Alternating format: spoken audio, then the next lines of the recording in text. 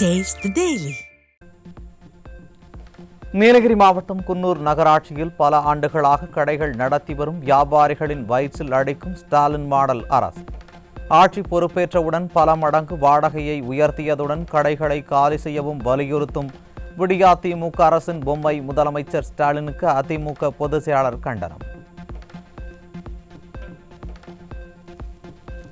குன்னூர் நகராட்சி கடைகளை இடிக்கும் முடிவை உடனடியாக கைவிட்டு தொடர்ந்து வியாபாரிகளை பழைய இடங்களிலேயே வியாபாரம் செய்ய அனுமதிக்குமாறு ஸ்டாலின் மாடல் அரசுக்கு வலியுறுத்தல்.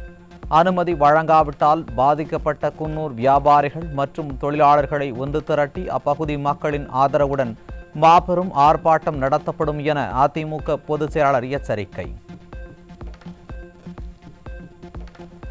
கள்ளக்குறிச்சி அருகே ஓராண்டுக்கு முன் 17 வயது சிறுமியை திருமணம் செய்த இளைஞர் போக்சோவில் சிக்கினார். அப்பா ஸ்டாலின் கும்பகர்ணனுக்கே அப்பா என்று சொல்வது போல ஓராண்டு தூக்கத்தில் இருந்த பின் நடவடிக்கை என மக்கள் விமர்சனம். ஈரோடு அருகே 17 வயது சிறுமிக்கு நடைபெற்ற குழந்தை திருமணத்தை தடுக்காமல் கோட்டை விட்டுவிட்டு சிறுமி கர்ப்பமடைந்த பின்னர் பாய்ந்து சென்று வழக்கு பதிவு செய்த ஸ்டாலின் அரசு. குழந்தை திருமணங்களை தடுக்க வேண்டிய சமூக நலத்துறை அமைச்சர் பொறுப்பற்ற முறையில் பேசி அலட்சியம் காட்டுவதற்கு மக்கள் கடும் கண்டனம்.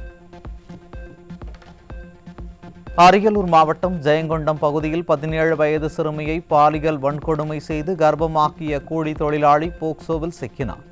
பெண் குழந்தைகளுக்கு எதிரான குற்ற சம்பவங்களை தடுக்காமல் பொம்மை முதல்வர் ஸ்டாலின் உலக நாடுகளின் பிரச்சனைகள் குறித்து பேசுவது வெட்கக்கேடானது என மக்கள் விமர்சனம். ஈரோடு அருகே 17 வயது சிறுமியை திருமணம் செய்த வடமாநில இளைஞர் போக்சோவில் சிக்கினார். திருமணம் நடப்பதற்கு முன்பே நடவடிக்கை எடுக்காமல் கும்பகர்ண தூக்கத்தில் இருக்கும் விடியாத அரசின் பொம்மை முதல்வருக்கு மக்கள் கடும் கண்டனம். கோவையில் 11ஆம் வகுப்பு மாணவிக்கு ஆசை வார்த்தை கூறி சென்னை அழைத்து சென்று வன்கொடுமை செய்த பேருந்து ஓட்டுநர் போக்சோவில் பிடிபட்டார். விடியா ஸ்டாலின் ஆட்சியில் பெண்களுக்கு எதிரான பாலியல் வன்கொடுமைகள் அதிகரித்துள்ளதாக மக்கள் கொந்தளிப்பு. சென்னையில் கணவருடன் வசிக்கும் பெண்ணை தன்னுடன் சேர்ந்து வாழுமாறு வீட்டினுள் புகுந்து ரகளை செய்து தாக்கிய நபர் சிக்கினார். சீர்கெட்ட விடியா ஸ்டாலின் மாடல் ஆட்சியில் பெண்கள் பல வகையிலும் பாதிக்கப்படுவதாக வேதனை. சென்னை வியாசர்பாடியில் வீட்டில் கழிப்பறைக்கு சென்ற இளம் பெண்ணை எட்டி பார்த்த காமுகன் பிடிபட்டார். விடியாத ஸ்டாலின் ஆட்சியில் ஒவ்வொரு நிமிடத்தையும் பாதுகாப்பாக கடப்பதே அக்னி பரீட்சையாகிவிட்டதாக பெண்கள் வேதனை. கோவையில் உயர் ரக போதைப் பொருளான குஷ் கஞ்சா மற்றும் மெத்தப்பட்டமைன் கடத்தல். திறனற்ற ஸ்டாலின் ஆட்சியில் போதைப் பொருட்கள் கடத்தல் அதிகரித்து இளைஞர்களை சீரழிப்பதாக குற்றச்சாட்டு. சேலத்தில் பீகார் மாநிலம் பாட்னாவில் இருந்து வந்த எர்ணாகுளம் விரைவு ரயிலில் கேட்பாரற்று கிடந்த 4 கிலோ கஞ்சா சிக்கியது. ஸ்டாலின் ஆட்சியில் தமிழ்நாடு போதைப் பொருட்களின் ஹப்பாக மாறிவரும் அவலம்.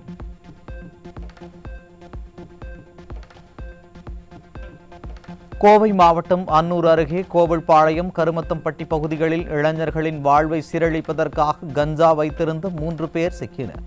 திறனற்ற திமுக ஆட்சியில் திரும்பும் திசையெல்லாம் கஞ்சா விற்பனை நடைபெறுவதாக மக்கள் குற்றச்சாட்டு.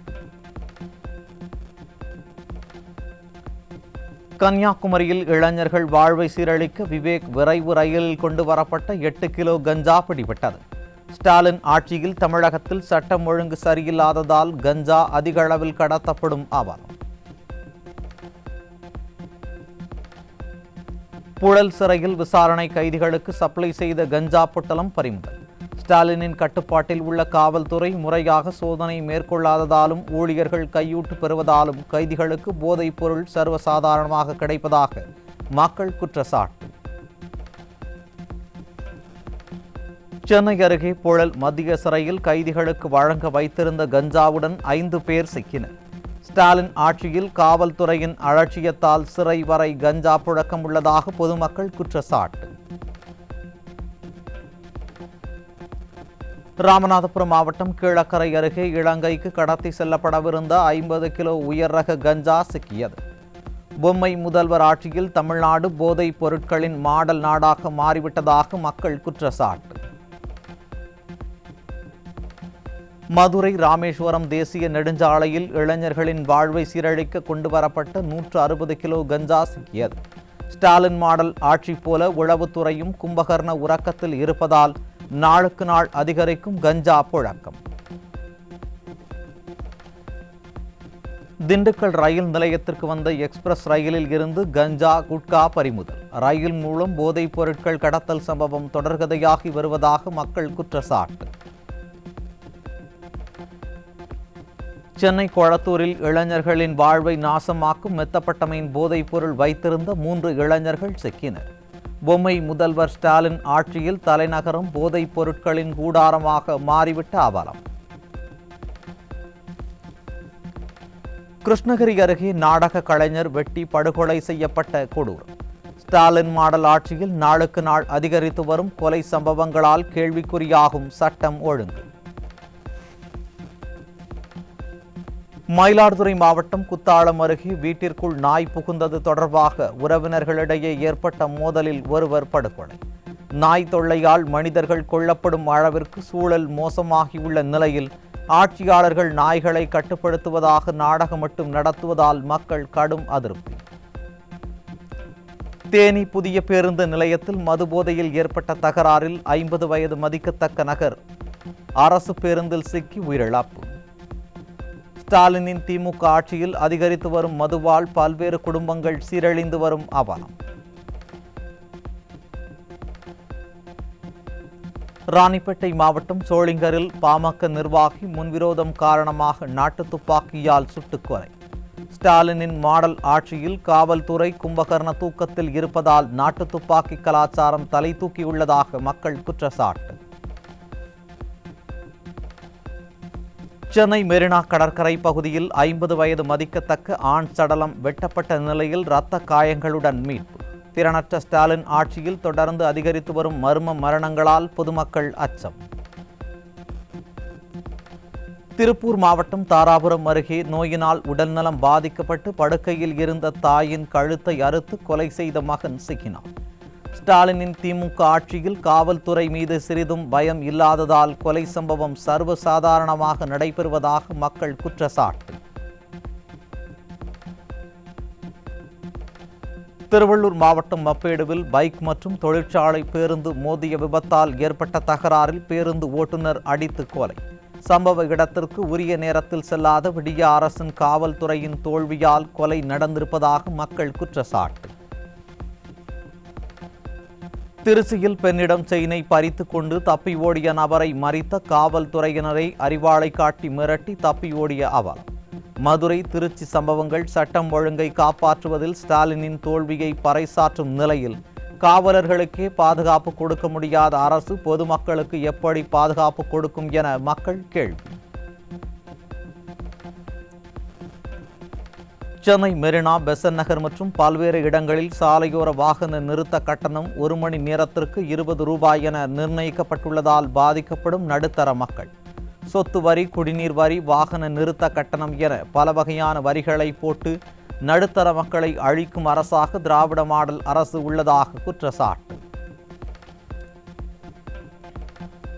எண்ணூர் முகத்வாரத்தில் உள்ள எண்ணெய் படலங்களால் மீன்களின் இனப்பெருக்கம் பாதிக்கப்படுவதுடன் மீனவர்களின் வாழ்வாதாரம் பாதிக்கப்படும் அபாயம். கும்பகர்ண தூக்கத்தில் இருக்கும் மாசு கட்டுப்பாட்டு வாரியம் எண்ணெய் படலத்தை முழுமையாக அகற்றுவதுடன் சம்பந்தப்பட்ட நிறுவனம் மீது உரிய நடவடிக்கை எடுக்க வேண்டும் என மக்கள் வலியுறுத்தல். சென்னை மணலி மண்டல அலுவலகத்தில் நடைபெற்ற மாதாந்திர கூட்டத்தில் பூங்காக்களில் கஞ்சா இளைஞர்கள் அட்டூழியம் அதிகரித்துள்ளதாக அதிமுக கவுன்சிலர் கூறுவதை காதில் வாங்காமல் செல்போனில் மூழ்கியிருந்த விடிய அரசின் அலுவலர்கள்.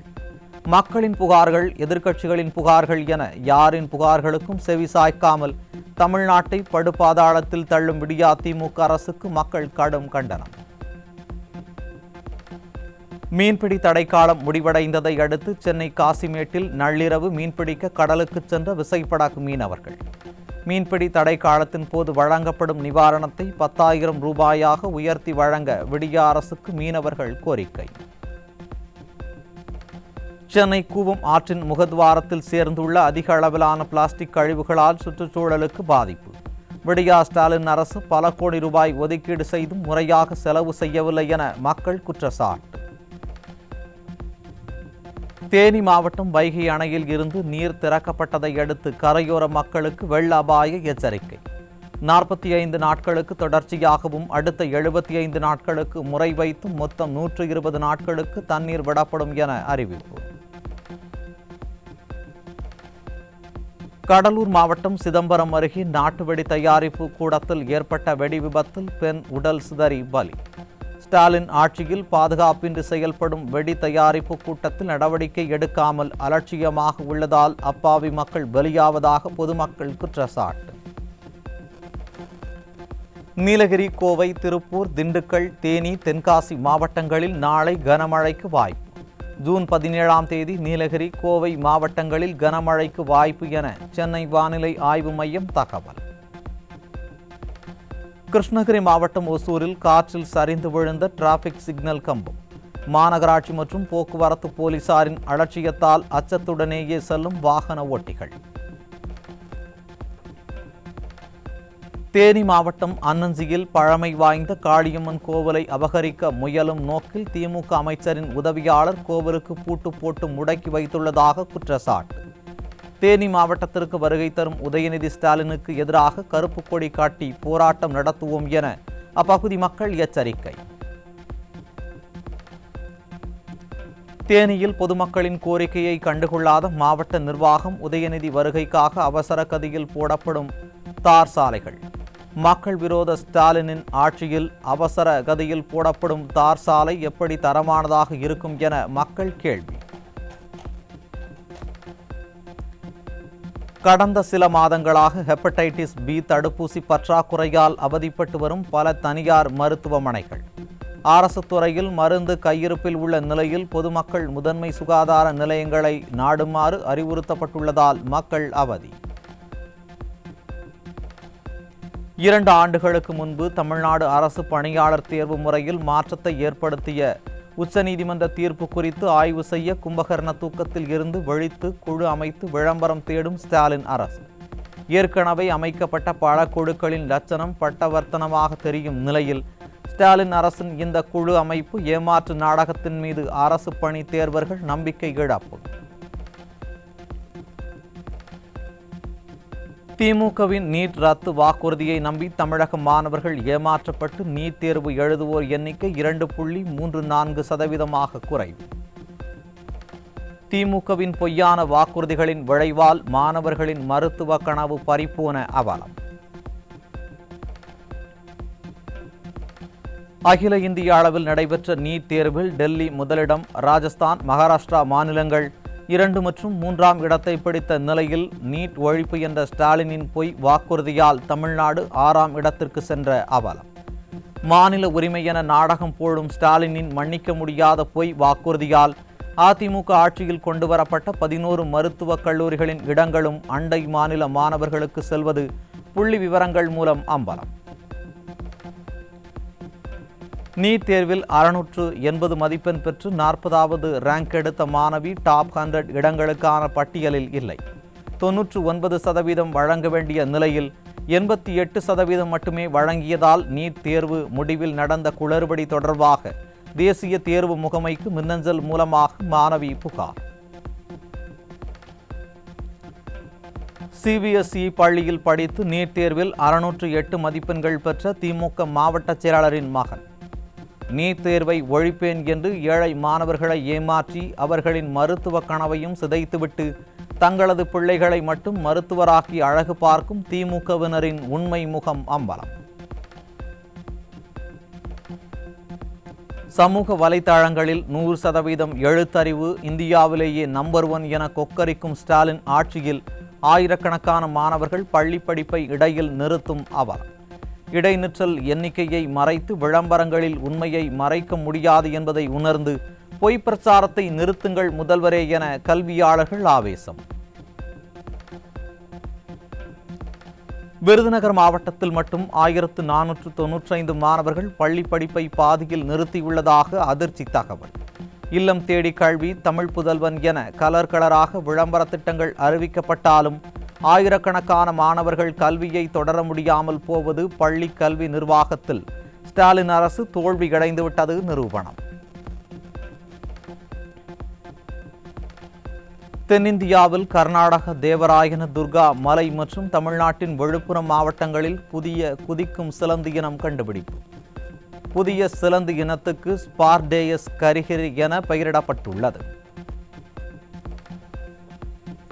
விசைத்தறி ஜவுளி உற்பத்தி தொழில் மேம்பட சோலார் மின் உற்பத்தி திட்டத்தை நிறைவேற்றிட வேண்டும் என விசைத்தறி உரிமையாளர்கள் எதிர்பார்ப்பு. விடிய அரசு ஆட்சிக்கு வந்த பின் ஆண்டுதோறும் உயர்த்திய மின் கட்டணத்தால் வருவாய் இழப்பு ஏற்பட்டு வாழ்வாதாரம் பாதிக்கப்படுவதாக விசைத்தறி உரிமையாளர்கள் வேதனை. அரசு பள்ளிகளிலும் தேர்ச்சி சதவீதத்தை அதிகரித்து காண்பிக்க சரியாக படிக்காத மாணவர்களை டிசி கொடுத்து அனுப்பும் நிலை உள்ளதாக தலைமை ஆசிரியர்கள் திடுக்கிடும் குற்றச்சாட்டு. அரசு பள்ளிகளில் தமிழாசிரியர் பணியிடங்கள் காலியாக இருப்பதாகவும் படிக்காத மாணவர்களுக்கு டிசி கொடுப்பதால் இடைநிற்றல் அதிகரித்திருப்பதாகவும் விடிய அரசு மீது தாக்கு. மீன்களின் இனப்பெருக்கத்திற்காக அமலில் இருந்த 61 நாள் மீன்பிடி தடைக்காலம் முடிவடைந்த நிலையில் ஆர்வத்துடன் கடலுக்கு சென்ற மீனவர்கள். விடியா ஸ்டாலின் அரசின் அதிகாரிகள் 2 மாதத்திற்கு தர வேண்டிய பணத்தை தராததால் வாழ்வாதாரம் இழந்ததாக மீனவர்கள் குற்றச்சாட்டு. சென்னை கொடுங்கையூர் பகுதியில் பிரபல பெருங்காய நிறுவனத்தின் பெயரை பயன்படுத்தி போலி பெருங்காயம் தயாரித்து விற்பனை. உணவு பாதுகாப்புத் துறையின் தொடர் ஆய்வுகள் இல்லாததால் இத்தகைய மோசடிகள் தொடர்வதாக மக்கள் குற்றச்சாட்டு. சேலம் மாவட்டம் வாழப்பாடி அருகே பால் உற்பத்தியாளர் கூட்டுறவு சங்கத்தால் கொள்முதல் செய்யப்படும் பாலின் தரத்தை குறைத்து மதிப்பீடு செய்வது உட்பட பல்வேறு முறைகேடுகள் நடப்பதாக புகார். ஸ்டாலினின் மாடல் ஆட்சியில் அனைத்து துறைகளிலும் முறைகேடுகள் நடப்பதற்கு இந்த சம்பவமே கூடுதல் சான்று. தமிழகத்தில் உள்ளாட்சித்துறைக்கு அரசால் வழங்கப்பட வேண்டிய நிதி தாமதம் காரணமாக திட்டங்கள், ஊழியரின் சம்பளம், ஓய்வூதியம் உள்ளிட்ட பணிகள் பெரிதும் பாதிப்பு. 12,500க்கும் மேற்பட்ட உள்ளாட்சிகளில் நிர்வாக நடவடிக்கைகள் முடங்கியுள்ள நிலையில் நிதி தாமதம் தீர்ந்ததால் திட்டங்கள் செயல்படுத்தப்படும் என அதிகாரிகள் தகவல். தமிழகத்தில் கலப்பட எம்சான், பீசான் விற்பனை நடைபெறுவதாக குற்றச்சாட்டு. வீடு கட்டுவோரின் நலனை கருத்தில் கொண்டு எம்சான், பீசான் விற்பவர்கள் மீது கடுமையான நடவடிக்கை எடுக்க வேண்டும் என மணல் லாரி உரிமையாளர்கள் வலியுறுத்தல். அரசு அறிவித்த ஊதிய உயர்வு வழங்கப்படாததால் டாஸ்மாக் ஊழியர்கள் கடும் அதிருப்தி. மதுக்கடை ஊழியர்களுக்கு 2000 ரூபாய் ஊதிய உயர்வு வழங்கப்படும் என திமுக அரசு சட்டசபையில் அறிவித்துவிட்டு கண்டுகொள்ளவில்லை என குற்றச்சாட்டு. சென்னையில் வெள்ள பாதிப்பை தடுக்க 4500 கோடி ரூபாய்க்கு மேல் நிதி ஒதுக்கியும் மழைநீர் வடிகால் திட்டங்கள் முறையாக செயல்படுத்தப்படவில்லை என குற்றச்சாட்டு. மழை பெய்தால் ஒரு சொட்டு தண்ணீர் கூட நிற்காது என வெற்று வசனம் பேசிய திமுக அமைச்சர்கள் மக்களின் வரிப்பணத்தை வீணடித்ததே பெரிய சாதனை என மக்கள் வேதனை. தமிழகத்தில் பயிர் செய்த நெல்லை அரிசியாக மாற்ற அரவை வசதி இல்லாததால் பாசுமதி நெல் உற்பத்தி விவசாயிகள் திண்டாட்டம். விவசாயிகளின் அத்தியாவசிய தேவைகளுக்கு நிதி ஒதுக்கீடு ஸ்டாலின் அரசு நடவடிக்கை எடுக்கவில்லை என விவசாயிகள் குற்றச்சாட்டு. சென்னை சென்ட்ரல் ரயில் நிலையத்தில் ரயில்வே ஒப்பந்த ஊழியர்களின் பையை திருட முயன்றதாக கூறப்படும் 25 வயது இளைஞரை இருவர் தாக்கி கொலை செய்துவிட்டு உடலை வால்டாக் சாலையில் விட்டுச் சென்ற அவலம். ஸ்டாலின் அரசின் ஏவல் துறை முறையாக ரோந்து பணிகளை மேற்கொள்ளாததால் இதுபோன்ற துணிகர சம்பவங்கள் அரங்கேறுவதாக மக்கள் குற்றச்சாட்டு. நாமக்கலில் இருந்து தூத்துக்குடி துறைமுகம் வழியாக கடந்த மாதம் அமெரிக்காவுக்கு முதன்முறையாக 1 கோடி முட்டைகள் ஏற்றுமதி. துபாய், பஹ்ரைன், கத்தார், ஓமன், ஆப்பிரிக்க நாடுகளுக்கு மாதம் 20 கோடி முட்டைகள் ஏற்றுமதி செய்யப்படுவதாகவும் தகவல். உத்தரகாண்டின் டேராடூனில் இருந்து கேதார்நாத் சென்று கொண்டிருந்த ஹெலிகாப்டர் விபத்துக்குள்ளானதில் அதில் இருந்த 7 பேரும் உயிரிழப்பு. கௌரிகுந்த் பகுதியில் விழுந்து நொறுங்கிய ஹெலிகாப்டரின் காட்சிகள் வெளியாகியுள்ளது.